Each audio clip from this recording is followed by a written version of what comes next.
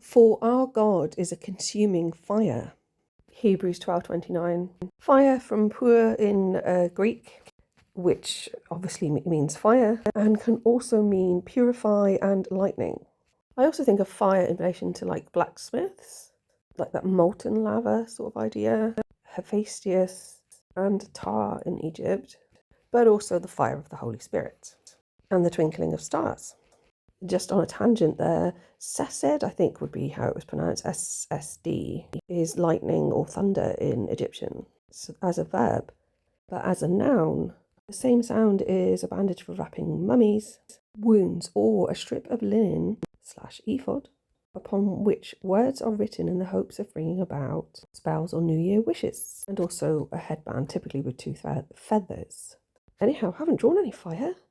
I've drawn possibly the back of a head, with many a lizard.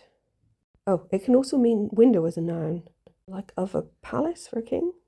So on the right hand side here, I see kind of like a large bird with like a yellow head, feathers on its head, to the left of which is like a lizardy creature, but only the front end of it. But beneath there's a yellowy lizard creature as well. But sort of encompassing both of those, I can see like a head with a cloak around the lizard. So then the lizard ends up being quite phallic, even though Newt is feminine. So I guess the pun there with fire would be a different type of fire. Sam's talking about sex again. I kind of do see a bit of a face here at the bottom. There's a couple of symbols there in the middle, I don't know what they mean. But off to the right hand side, that could possibly be a face. Possibly a bit cat-like. So on the top of the head, I see what looks a bit like a lizard sort of sleeping on the left-hand side, talking to a smaller lizard on the right.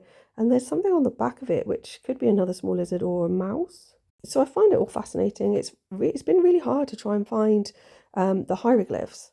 And it's really interesting that there's so many meanings attached to the same sounds, which reminds me a bit of Chinese in that there are different inflections on letters so that the same 2 letters can have 4 different meanings, depending on the tone. So some of that would have been in pronunciation, also context, and the hieroglyphs. And I guess is why the Egyptians were such fans of wordplay. But I'm back here to thinking about translation, because if someone was translating from an original text and came across this word seshed or seshed, might you have got fire or window or linen cloth? Well, in the hieroglyph, you've got a hand, a crocodile, a star, and some other symbols I don't recognise, which was referring to a whole concept in their mythology that is difficult to put into words. I think I should get a prize for talking absolute tosh. Nice little badge. Thanks for listening.